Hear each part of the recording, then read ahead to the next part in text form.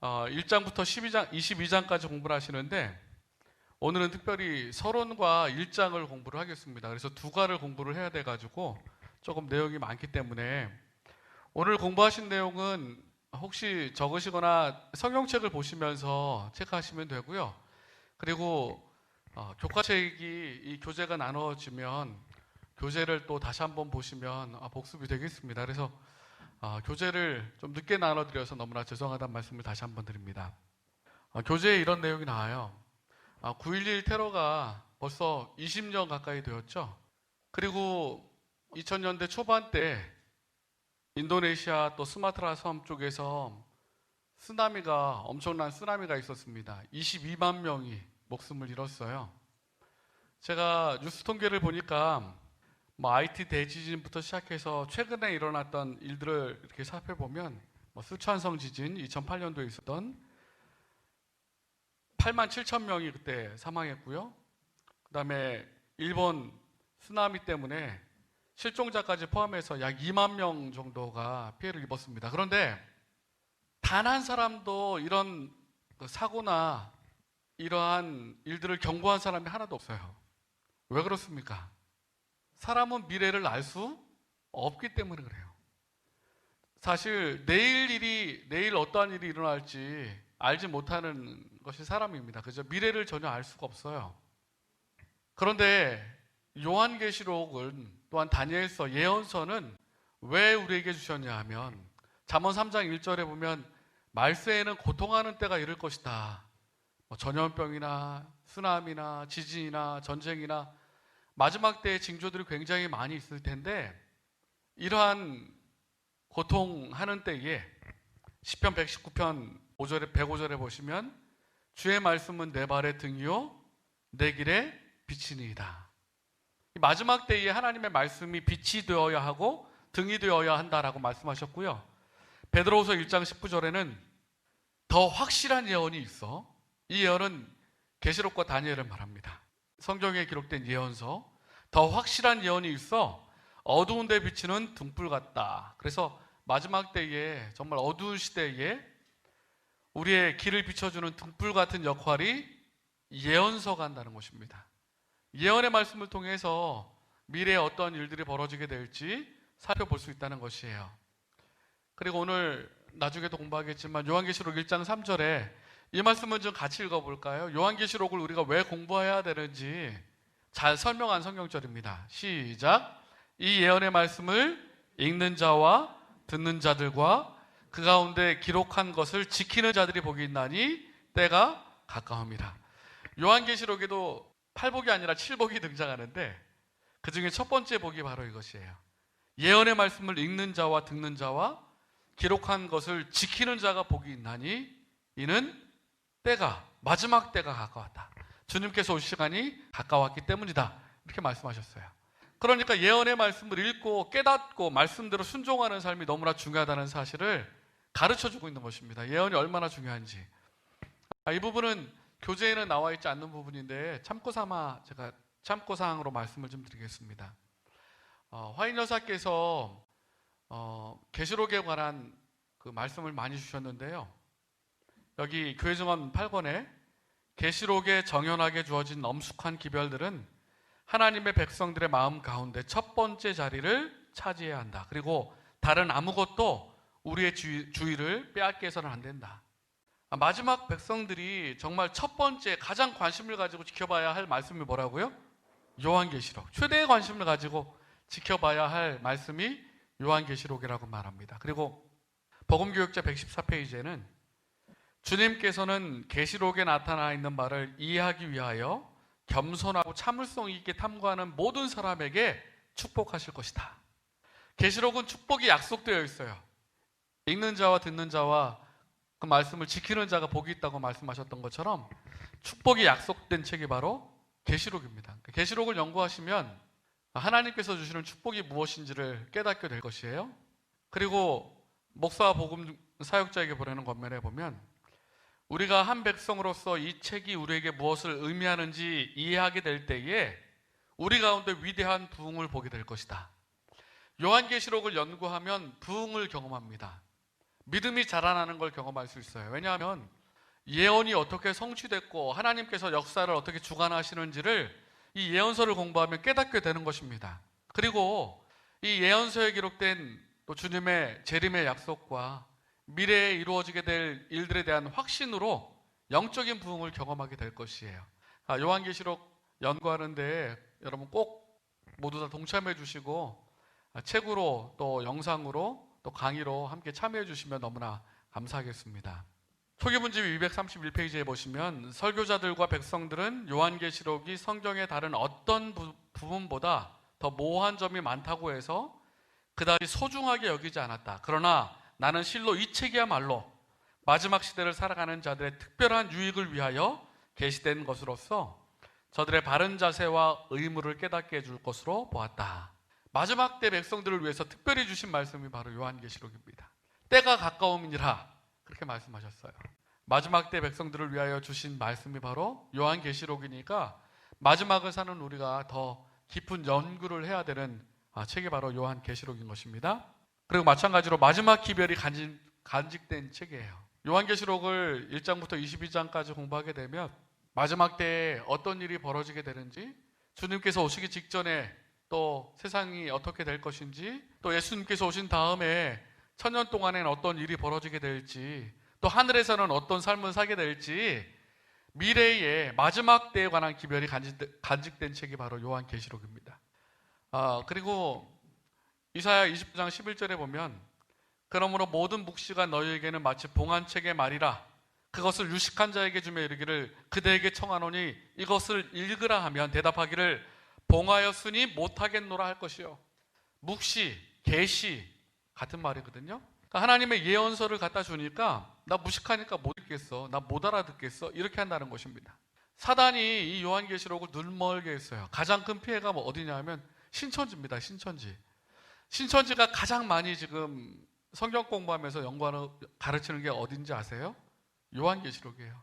근데 요한계시록인데 전혀 엉뚱한 방법으로 해석을 하다 보니까 이만희 씨가 보혜사 성령이 되는 것이고 14만 4천 무리를 계속 지금 모은다고 하잖아요. 요한계시록에 나와 있는 지파별로 나누어가지고 요한계시록 이 사단이 눈멀게 함으로 많은 이단과 많은 이설들이 등장하고 있습니다. 그러니까 주의 깊게 성령의 지혜를 구하면서 연구해야 될 책이 바로 요한계시록이에요. 그리고 사도행전 583페이지 이 계시는 그리스도교 시대를 통하여 교회를 지도하고 위로하기 위하여 주어졌다. 요한계시록 말씀은 각 시대의 교회를 인도한 책입니다. 이제 공부하시면 알겠지만 7교회, 7인, 7나팔 역사적으로 모든 과정 가운데 벌어진 일들을 말씀하고 있거든요. 각 시대를 통하여 하나님께서 주신 권면의 말씀이에요. 화인 여사가 설교하면서 설교집 2권 213페이지에 우리는 우리가 아는 것보다 훨씬 더 많이 요한계시록을 알아야 한다. 마지막 백성들에게 특별히 주어진 말씀이니까요. 그리고 미래에 어떠한 일들이 벌어지게 될지 하나님께서 가르쳐 주신 말씀이기 때문에 특별히 더 많은 관심을 가지고 이 말씀을 연구해야 한다라고 말하고 있습니다. 자, 이제 서론 부분을 제가 좀 설명을 드릴게요. 이 자리에 계신 우리 성도님들은 다 신약 성경의 구조는 다 아시니까 요한계시록이 신약 성경 그리고 성경 전체의 마지막에 자리 잡고 있습니다. 그렇죠? 신약 성경은 사복음서가 있고 마태, 마가, 누가, 공관복음이라고 합니다. 같은 시각으로 본 책이에요. 요한복음은 제4복음서라고 말해요. 예루살렘 중심이고 6월절 중심으로 독특한 다른 시각으로 예수님의 활동을 기록한 책이 요한복음입니다. 그리고 신약 성경에 기록된 역사서가 있는데 구약 성경에는 우리 열왕기상하, 역대상하 역사서가 있는 것처럼 신약 성경에는 사도행전이라는 역사서가 있어요. 그래서 예수님께서 부활하신 다음에 AD 100년경까지 복음이 어떻게 증거됐는지 그 복음이 증거된 역사가 사도행전에 기록되어 있고 그 다음에 사도 바울의 편지서가 14권이 있습니다. 그렇죠? 로마서부터 시작해서 그리고 히브리서까지 사도 바울의 편지서가 있습니다. 개신교 많은 사람들이 히브리서는 사도 바울이 안 쓴 것이라고 얘기하는 사람도 많은데 우리 교회에서는 히브리서도 사도 바울이 쓴 것으로 그렇게 이해하고 있어요. 그리고 나서 공동서신이라고 불리는 7권이 있습니다. 야고보서, 베드로 전후서, 유다서, 요한 1, 2, 3서까지가 공동서신이에요. 그리고 그 뒤에 마지막 차지하고 있는 책이 요한계시록입니다. 예언서예요. 신약 구약 성경에는 다니엘이 중심이죠. 예언서로. 그리고 신약에는 요한계시록입니다. 교재 12페이지에 보면 선악이 대쟁투 속에서 악의 세력의 정체는 무엇이며 성도는 어떻게 승리할 것인지를 파노라마처럼 보여주는 것이 요한계시록입니다. 그리고 마침내 새하늘과 새 땅에서 요한계시록 21장 22장에 보면 새하늘과 새 땅에서 부르는 승리의 노래가 기록되어 있어요. 그리고 지구 역사가 어떻게 끝나게 될지 마지막 피날레가 요한계시록에 기록되어 있습니다. 그러니까 우리가 어떻게 믿음으로 승리할 수 있을지, 승리한 다음에 어떻게 하늘나라에서 승리의 노래를 부르게 될지, 그러한 과정들이 기록된 책이 예언이 요한계시록이에요. 요한계시록이라는 이름의 뜻은요, 이 계시록이라는 말은 감춰진 것을 드러낸다라는 뜻입니다.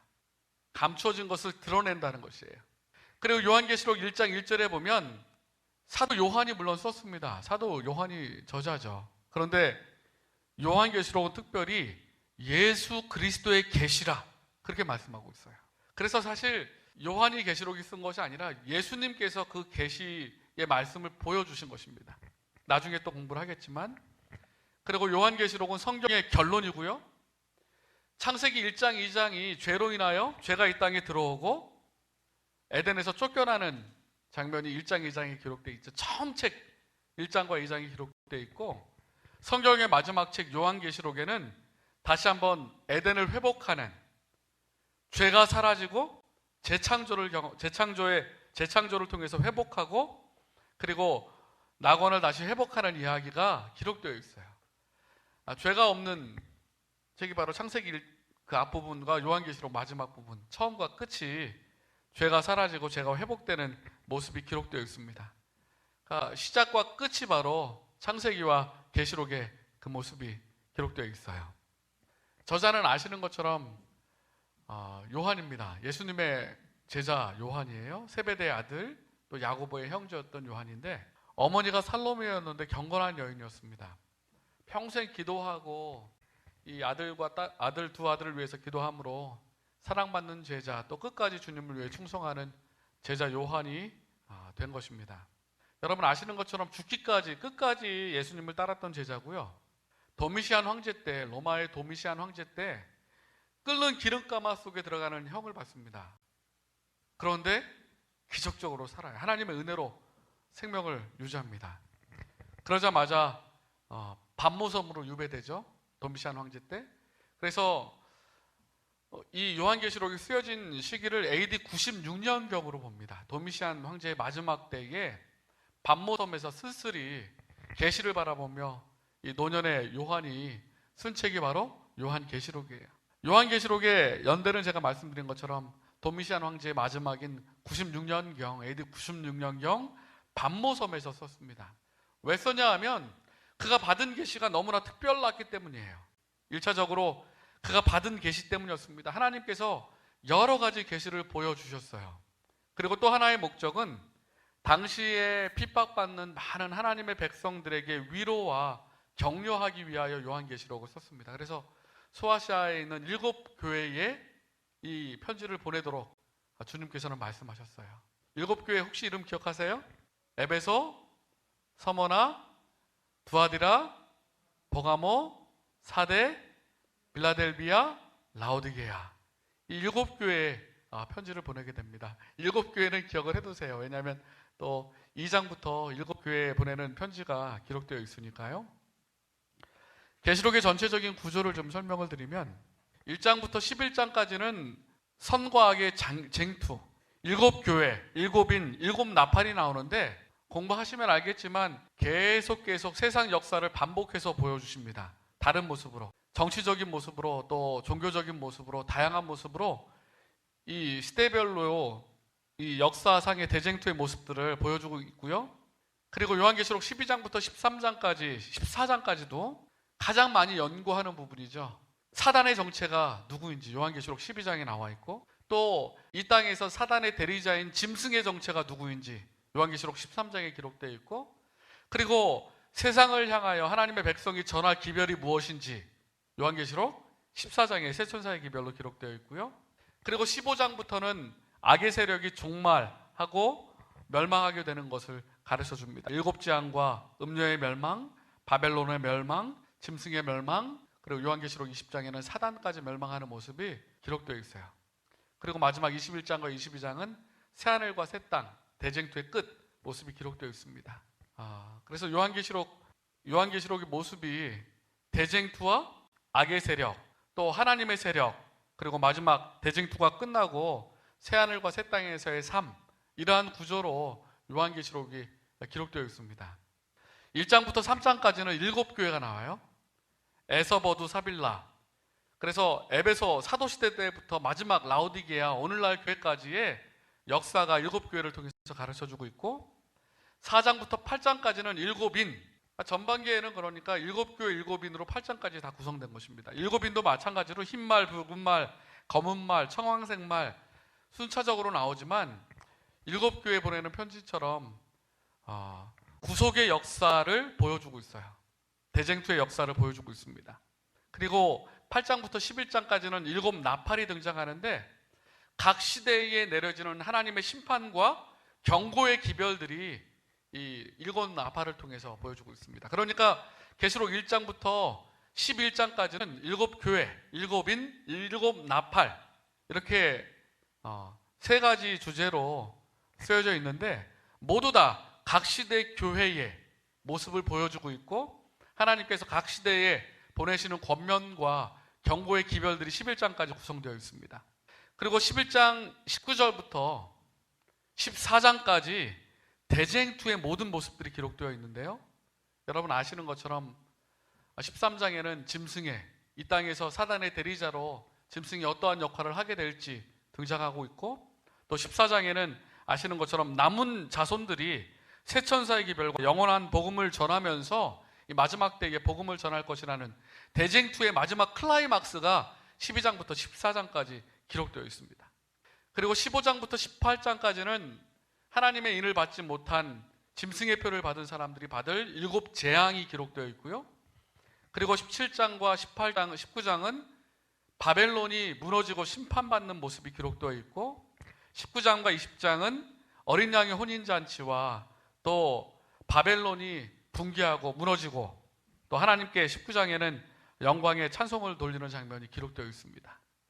그리고 아시는 것처럼 21장, 22장은 새하늘과 새 땅에서 우리 하나님과 함께 영원한 평화와 영원한 구원의 기쁨을 누리게 될 그 장면이 기록되어 있어요.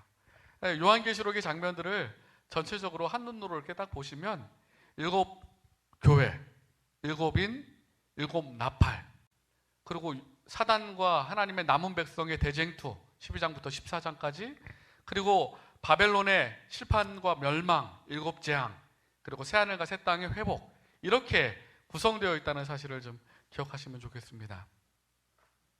교재에 나오는 내용인데요, 이 계시록을 연구하는 방법이 있습니다. 성경을, 예언을 연구하는 4가지 방법이 있는데요, 하나는 과거주의예요. 과거주의는 과거의 한 시점에서 이 모든 역사가, 계시록의 역사가 이루어졌다고 생각하는 것입니다. 특별히 사도 요한이 존재했던 7교회에 1세기 당시에 이 예언의 역사가 이루어졌다라고 생각하는 게 과거주의예요. 그러니까 요한계시록이 2000년 전에 이미 다 역사가 이루어졌다라고 생각하는 것입니다. 그리고 이상주의는 뭐냐 하면, 매 시기마다 장소나 시기나 이런 걸 적용하지 않고 각 시대에 계속적으로 벌어지는 일이라고 생각하는 것입니다. 그리고 미래주의는 미래의 어느 시대에 아직 이루어지지 않았고 재림 직전에 이루어질 일이다라고 생각하는 게 미래주의예요. 그리고 역사주의 해석은 뭐냐 하면, 예수님께서 이 땅에 탄생하실 때부터 예수님께서 이 땅에 다시 오시는 재림 때까지 이 요한계시록의 역사가 교회사적으로 또 역사적으로 이루어지고 성취된다라고 믿는 관점입니다. 해석 방법이에요. 말틴 루터나 칼빈이나 종교 개혁자들은 다 어느 방법으로 연구를 했을까요? 역사주의 해석 방법으로 연구했어요. 다니엘서도 마찬가지고 역사주의적 해석 방법으로 연구를 했습니다.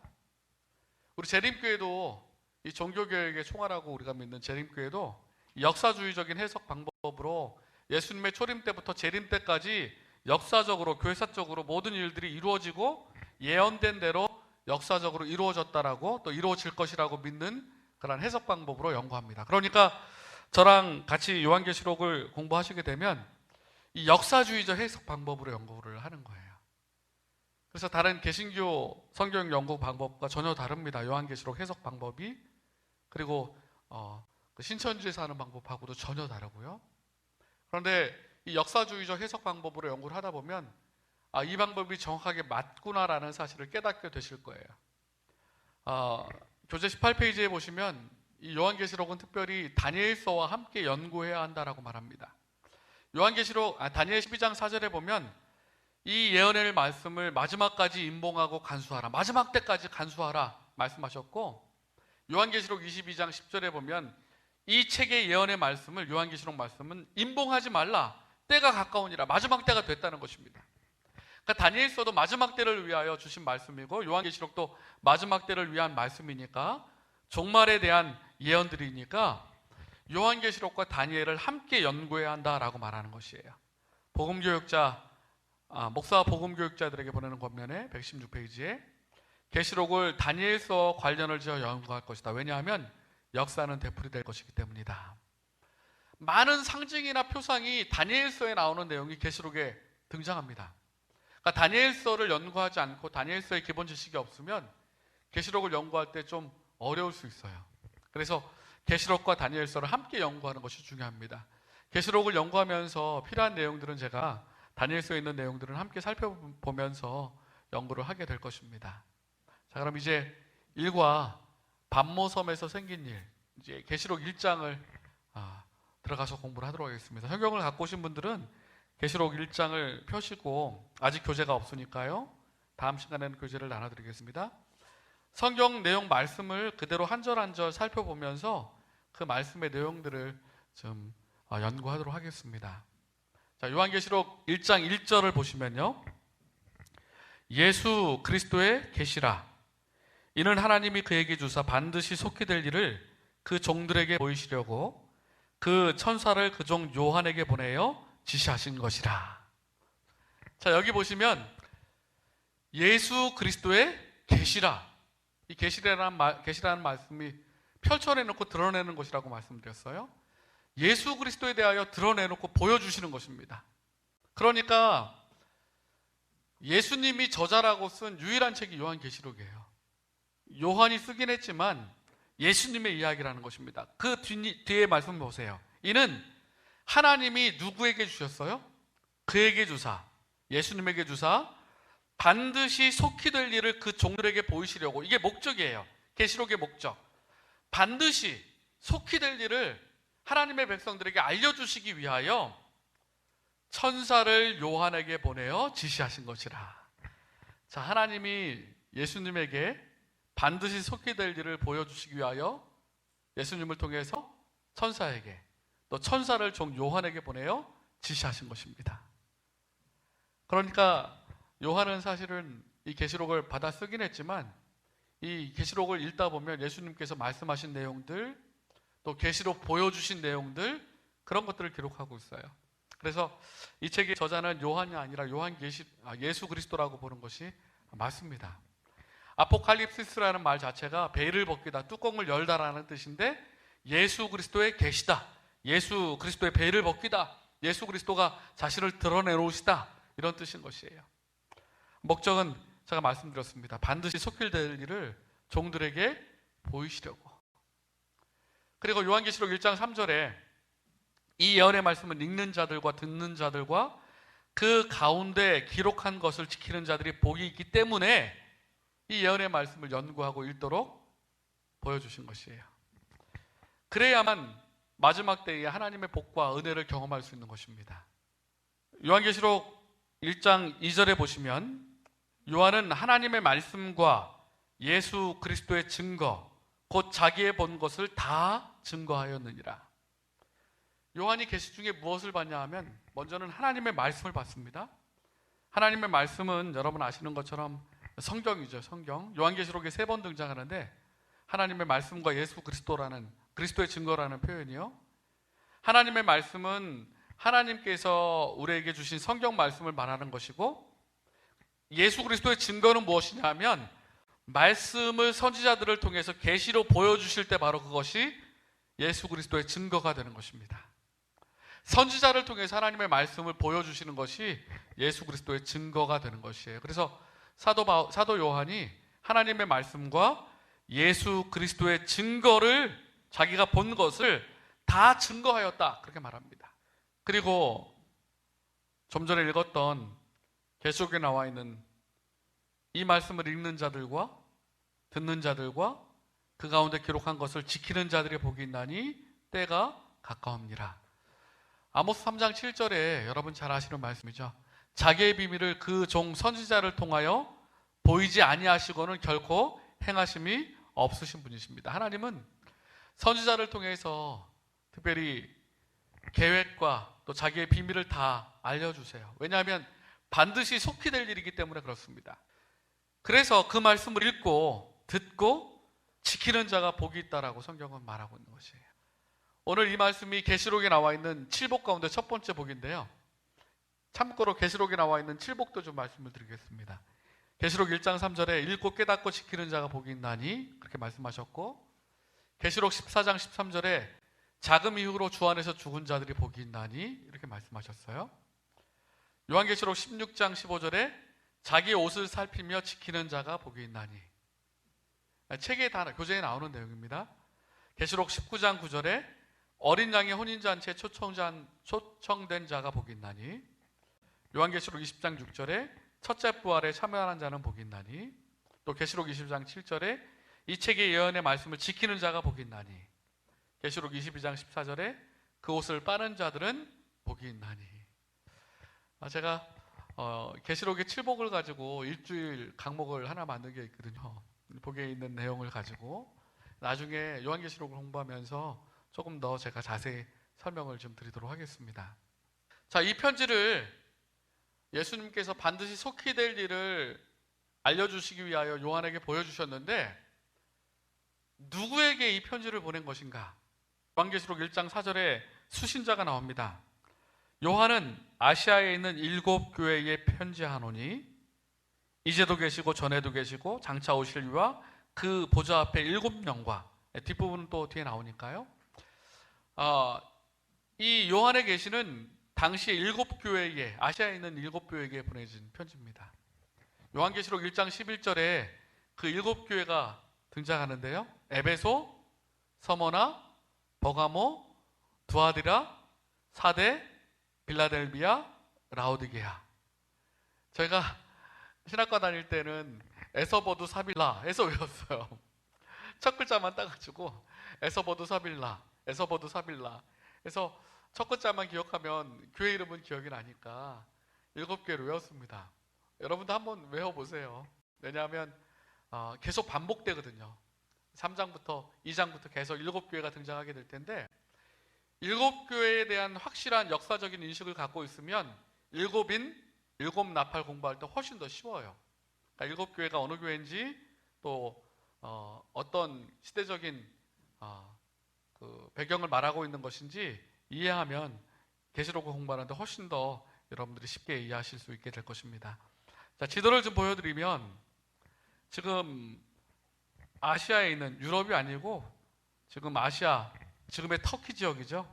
에베소, 서머나, 버가모, 두아디라, 사데, 빌라델비아, 라오디게아. 이 7교회에 보내진 편지입니다. 그리고 여기 그림에는 나와 있지 않아서, 여기 보시면 반모섬이 어디 있는지 보여주고 있잖아요. 당시 그리스령이었어요. 반모섬에 유배되어서 이제 이 노 사도가 요한이 하나님께서 보여주신 계시를 적어서 이 아시아에 있는 7교회에 편지로 보낸 것이 바로 요한 계시록인 것입니다. 그러니까 요한 계시록을 읽으면 당시 백성들에게는 참 용기가 되고 힘이 됐어요. 하나하나씩 공부하면서 그들이 느꼈을, 그들이 깨달았을 그러한 내용들도 요한계시록에 있는 말씀들을 함께 좀 살펴보도록 하겠습니다. 공부하기 전에 상식적으로 성경에 나타난 숫자의 의미를 좀 공부하셔야 돼요. 계시록에는 숫자가 많이 등장합니다. 제일 많이 여러분 아시는 게 14만 4천, 그죠? 14만 4천 많이 아실 것이고, 또 이제 공부를 하시면 알겠지만 3분의 1, 4분의 1 여러 숫자가 계시록에 등장하는데요. 성경에 나타난 숫자의 의미가 있습니다. 1은 하나님을 상징해요. 한 분이신 하나님. 주도 하나요, 믿음도 하나요, 침례도 하나라는 에베소서 4장 1절처럼 하나, 1 하면 하나님을 생각하시면 됩니다. 3도 마찬가지예요. 3이 하나님, 그죠? 완전수, 또 하나님을 상징하는 수입니다. 그리고 7도 마찬가지고요. 3, 7, 12는 12사도, 12지파, 하나님의 백성을 상징하는 수예요. 10이라는 수는요. 그러니까 3과 7은 또 하나님을 상징하는 수, 완전을 상징하는 수이기도 하고, 12는 하나님의 백성을 상징하는 수이기도 하고, 4는 사방, 이 네 방향이 있는 것처럼 온 세상을 말할 때 이 숫자를 4를 씁니다. 세상을 말할 때. 7은 완전수고요. 하나님의 수라고 말하죠. 그리고 7에서 부족한 6은 바벨론이 육진법을 사용했거든요. 우리 다니엘서 공부했지만. 그래서 666 그렇게 표현하잖아요. 계시록에 나와 있는 바벨론의 수 666. 7은 완전수, 그리고 1이 모자란 불완전한 수 6은 바벨론의 수, 그렇게 상징합니다. 그래서 666 계시록에 등장하죠. 7은 말씀드린 것처럼 완전과 충만의 수예요. 하나님께서 창조하시고 일곱째 날 안식하셨죠. 계시록에 보면 일곱 촛대, 일곱 인, 일곱 나팔, 일곱 재앙, 일곱 우레, 7이라는 숫자가 굉장히 많이 나와요. 완전, 충만, 역사적으로 완전히 채워지는 것, 그런 것을 의미합니다. 또 12는 말씀드린 것처럼 조직, 예수님의 제자, 또 12지파, 하나님의 백성들을 상징해요. 하늘나라에 가면 문이 몇 개예요? 12진주문이 있고 12기초석이 있어요. 그래서 10이라는 숫자는 하나님의 백성, 하나님의 조직 숫자를 상징합니다. 40은 여러분 아시는 것처럼 노아홍수 때 40주야 비가 왔죠. 광야에서 모세가 40일간 보냈고 예수님께서도 40일간 금식하셨어요. 훈련과 시험과 교육의 기간을 40으로 표현합니다. 이스라엘 백성도 40년 동안 광야에서 가나안 땅에 들어가기 전에 40년간 광야에서 보냈잖아요. 이 40이라는 숫자는 그런 의미고요. 14만 4천, 천이라는 수를 또 나와 있지는 않지만 천은 충만, 많다라는 수예요. 많다, 충만하다, 풍성하다. 천이라는 수는 14만 4천은 144에 천을 곱한 거잖아요. 144는 어떻게 나온 숫자냐면 12 곱하기 12 나온 것입니다. 12의 제곱이에요. 최상의 완전수이기도 하고, 그리고 하나님의 구원받은 백성들의 상징하는 수이기도 해요. 구약의 12지파와 신약의 12제자, 그리고 거기에 충만한 수인 천을 곱해서 14만 4천인이 등장하는 것입니다. 신천지에서는 14만 4천인을 실제적인 수라고 말했잖아요. 처음엔 14만 4천인이 찰 때까지 그렇게 전도하고 포교해야 된다고. 지금 훨씬 넘어서니까 이제는 더 큰 무리에 관해서 얘기하고 있더라고요. 14만 4천은 실제 수라고 보는 사람도 있지만 우리 재림교회에서는 구원받은 하나님의 충만한 백성들을 상징하는 수로 그렇게 생각합니다. 나중에 공부를 하게 되겠지만요. 왜냐하면 이 숫자적인 상징에 따라서 그렇게 이해하기 때문에 그래요. 그래서 계시록을 공부할 때 여러 가지 숫자가 나오기 때문에 숫자의 상징을 제가 먼저 말씀을 드렸습니다. 4절과 5절에는 하나님의 모습이 등장하는데요. 4절 중간부터 보시면 이제도 계시고 전에도 계시고 장차 오실 이와 한 분 등장하죠. 또 파란색으로 제가 썼습니다. 또 보좌 앞에 7 영과, 또 충성된 증인으로 죽은 자들 가운데서 먼저 나시고 땅의 임금들의 머리가 되신 누구? 예수 그리스도로 말미암아 은혜와 평강이 너에게 있기를 원하노라. 사도 요한이 삼위일체 하나님을 이렇게 표현합니다. 이제도 계시고 전에도 계시고 장차 오실 이는 아버지 하나님, 성부 하나님, 그 보좌 앞에 7 영, 성령을 말하죠. 성령 하나님, 그리고 충성된 증인으로 죽은 자 가운데서 먼저 부활하신 임금들의 머리가 되신 예수 그리스도, 성자 하나님, 이 삼위일체 하나님이 요한계시록 1장 4절로 5절에 등장해요. 그리고 5절에 특별히 예수 그리스도를 충성된 증인이요, 죽은 자 가운데서 먼저 부활하신 분이시요, 임금들의 머리가 되신 예수 그리스도다, 그렇게 표현합니다. 사도 요한이 왜 이렇게 예수님에 관해서 충성된 증인이고 부활하신 분이고 머리가 되신 왕이시다 이렇게 표현했냐 하면, 당시 1세기에 영지주의라는 게 유행했어요. 당시에 널리 퍼져 있었습니다. 영지주의가. 이 영지주의가 이원론의 교리를 갖고 있어요. 이원론이 뭐냐면 영과 육이 완전히 분리되어 있다는 거예요. 여러분 소크라테스 일화 아시잖아요. 소크라테스가 독배 마실 때 제자들이 막 긋고 만류할 때 내가 죽으면 이 독배 마시면 영혼이 자유롭게 되는데 내가 왜 못 마시겠냐 하면서 독배를 마셔버리잖아요. 그리스도인이 갖고 있었던 생각이 아니라 헬라의 철학이었어요. 이원론은 영혼이 죽지 않는다는 생각은 헬라의 철학이었습니다. 그런데 그것이 이 기독교와 이렇게 들어오게 되면서 이원론 교리가, 이 영지주의가 기독교 안에 팽배하고 있었어요. 그러다 보니까 영과 육이 함께 존재할 수 없다라고 믿어가지고 예수님께서 이 땅에, 하나님이 이 땅에 육신으로 온다는 걸 믿질 않았어요. 영지주의는 성육신을 부인합니다. 그리고 예수님께서 하나님이라는 것도 믿지 않아요. 왜냐하면 하나님이 인간이 되셨다는 사실을 믿지 않으니까, 영과 육이 합쳐질 수 없다고 믿으니까. 이 영지주의는 기독론 이단이죠. 기독론 이단. 그러니까 예수님이 선지하지 않으셨고 성육신 하신 분도 아니다. 그래서 가현설이라는 것도 있어요. 여기 나오진 않지만 상식적으로 말씀드리면 예수님께서 인간으로 오신 것처럼 이렇게 약간 그렇게 변화해서 보여주시기만 한 거다, 이렇게 얘기하는 거예요. 그 정도로 당시에 그 영지주의 이단이 많았기 때문에 사도 요한이 예수님에 관하여 분명하게 이 1장에 소개하고 있는 거예요. 충성된 증인이고 죽은 자 가운데서 부활하신 분이고 임금들의 머리가 되신 예수 그리스도시다 라고 말씀하신 것입니다. 그리고 5절부터 8절까지는 그 예수님에 대해서 더 자세히 설명합니다.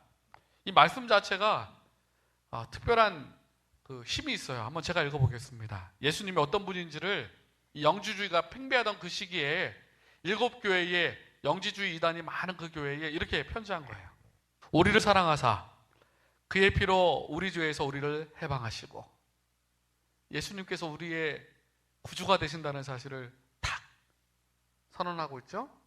그 아버지 하나님을 위하여 우리를 나라와 제사장으로 삼으신, 예수님께서 우리를 제사장으로 삼아주셨다고 말씀하셨고, 그에게 영광과 능력이 세세토록 있기를 원하노라. 볼지어다 구름을 타고 오시리라. 오시는데 각인의 눈이 그를 보겠고 그를 찌르는 자들도 볼 터이요 땅에 있는 모든 족속이 그를 인하여 애곡하리니. 영지주의처럼 가연설처럼 예수님께서 존재하지 않고 그냥 보여주시는 것처럼 그렇게 한 게 아니라 실제로 오실 것이고, 실제로 구름 타고 오실 것이고, 실제로 우리가 보게 될 것이고, 실제로 존재하는 하나님이시다라고 말씀하는 것입니다. 요즘 보면 자기가 자칭 재림한 예수라고 하는 사람이 있는데 이 말씀만 봐도 틀린 걸 알 수 있어요. 그죠? 각인이 우리가 볼 수 있다고 말하고 있습니다. 모든 사람이. 그리고 찌른 자도 볼 터요. 특별 부활이죠. 예수님을 찌른 사람도 부활하신 왕으로 오신 그 예수님 재림하시는 모습을 보게 될 것이에요. 모든 족속이 그를 인하여 애곡하리니 그러하리라. 아멘. 주 하나님이 가라사대 나는 알파와 오메가라. 헬라어의 첫 글자와 마지막 글자입니다. 처음과 끝, 시작과 나중, 알파와 오메가 다 같은 표현이에요. 역사를 주관하시고 처음부터 끝까지 주관하시는 하나님이시다. 알파와 오메가. 이제도 있고 전에도 있었고 장차 올 자요. 과거에도 존재했고 지금도 존재하고 있고 미래도 존재하실 분이고 전능한 하나님이시다. 이렇게 표현합니다. 그러니까 이 사도 요한은 계시록의 서두에 예수 그리스도가 어떤 분이신지를 명확하게 말씀하는 거예요. 우리의 구주가 되시고요, 우리를 제사장으로 삼으신 대제사장이시고요, 그리고 이 땅에 왕으로 오실, 구름 타고 오실 왕이시고요, 알파와 오메가, 그리고 전능하신 하나님이다. 그렇게 표현하고 있는 것입니다.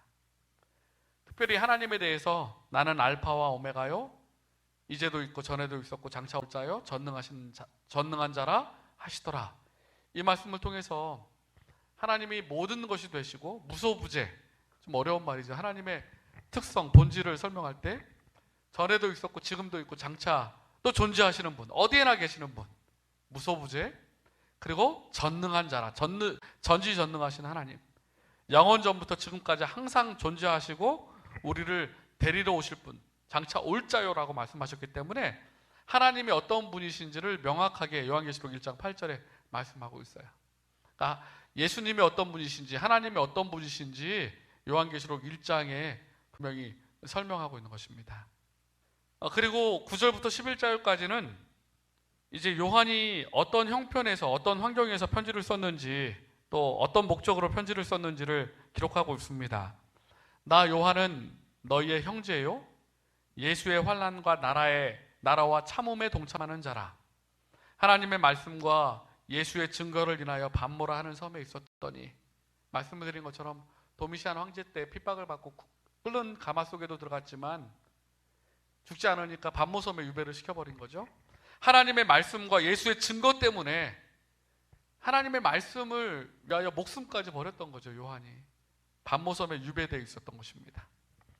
그런데 오늘 연구하면서 중요한 표현이 나옵니다. 주의 날에 내가 성령에 감동하여 내 뒤에서 나는 나팔 소리와 같은 큰 음성을 들으니 가로되 너는 보는 것을 책에 써서 에베소와 서모나 버가모, 두아디라, 사데, 빌라델비아, 라오디게아 7 교회에 보내라 하시기로.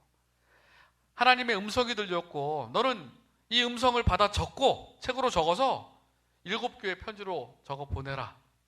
그런데 어느 날 그 음성이 들렸어요? 주의 날. 그래서 많은 개신교에서는 이 요한계시록 1장에 나와 있는 말씀을 통해서 일요일을 뭐라고 말합니까? 주일, 로즈데이, 주일이라고 말해요. 주일. 이 주의 날이 어떤 날인지 명확하게 이해할 필요가 있어요. 먼저 지금 이 사진에 나오는 부분이 반모섬에 요한 기념 예배관이라고 하더라고요. 예배관이 있고 또 요한이 계시를 받았다고 하는 동굴이 있어요. 동굴이 있어서 지금 성지 여행을 가면 이 요한의 발자취를 이렇게 따라 볼 수 있다고 합니다. 주의 날에 성령에 감동하여, 그렇게 말하고 있어요. 주의 날이 언제인가? 주의 날이라는 그 말의 힌트가, 유일한 단서가 마가복음 2장 28절에 나옵니다. 같이 한번 읽어볼까요?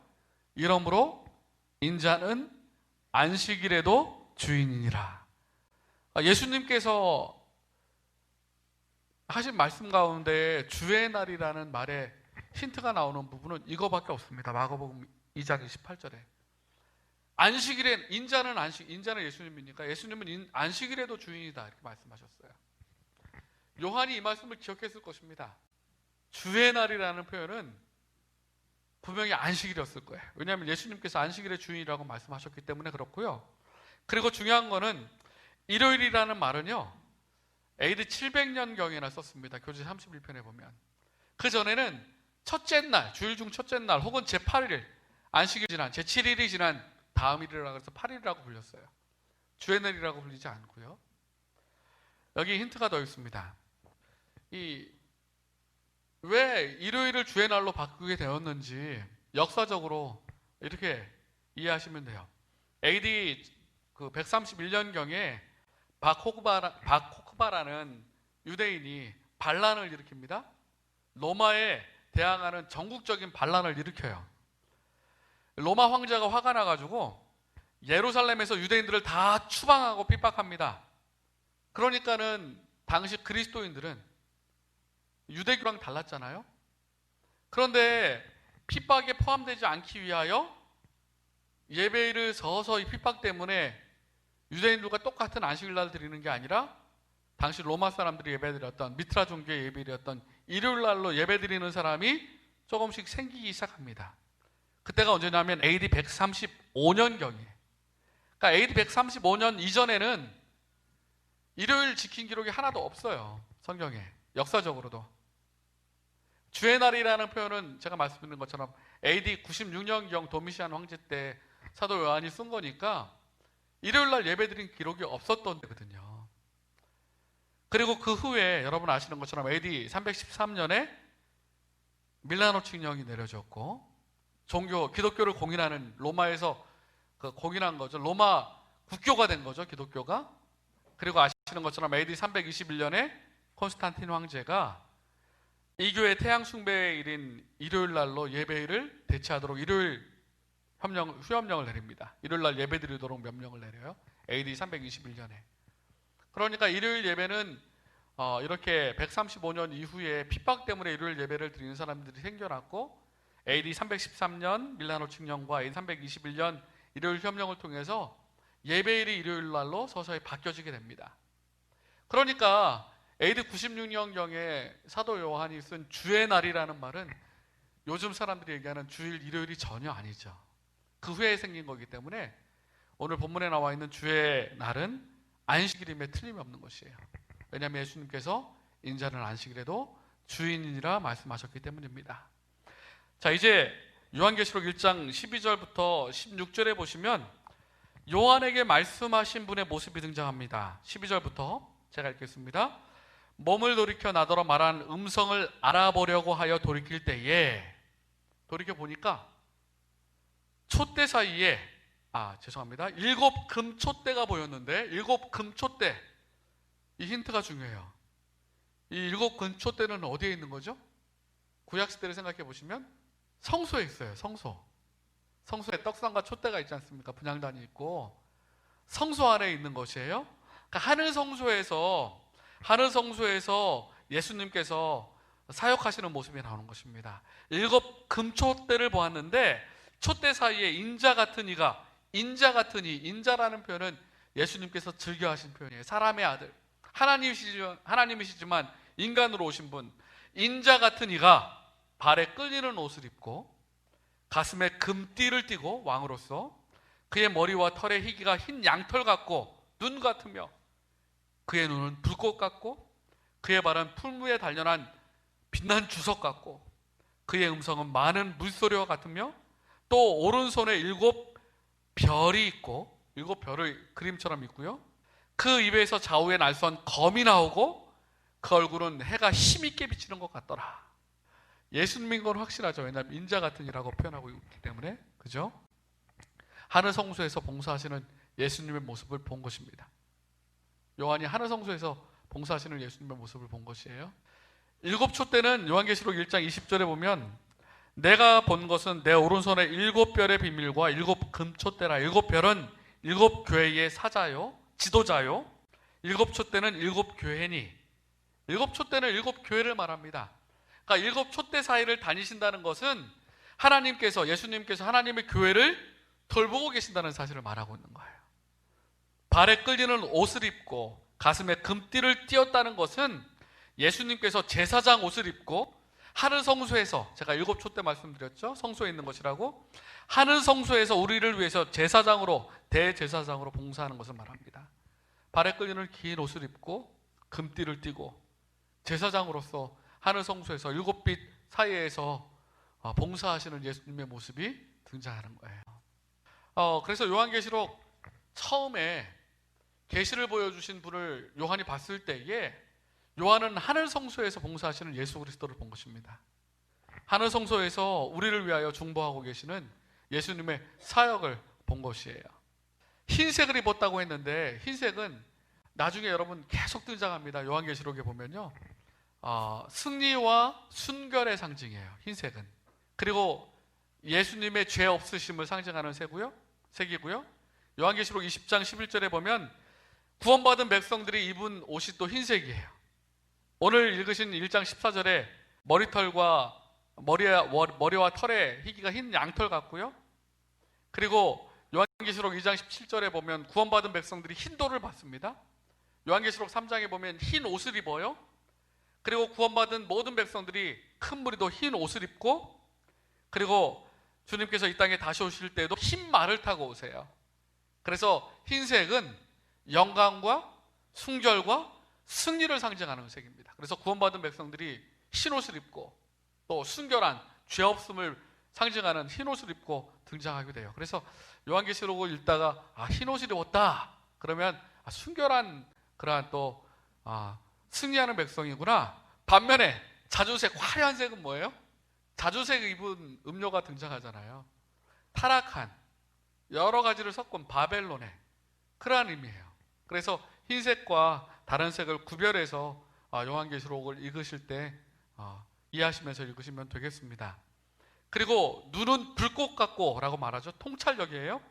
발은 풀무에 단련한 주석 같고 주님께서 이 땅에서 당한 고통을 풀무에 빛난 주석이라고 말합니다. 하지만 견고하고 우뚝 서 있는 모습을 보여주고 있고, 음성은 많은 물소리와도 같으며 오른손에 7별이 있고, 7별은 그 뒤에 20절에 말씀하셨습니다. 7별은 7교회의 사자, 지도자, 하나님께서 하나님의 지도자들을 붙들고 계신다는, 보호하고 계신다는 사실을 가르쳐 주는 것이죠. 그의 입에서 날선 검이 나오고, 검은 하나님의 말씀입니다.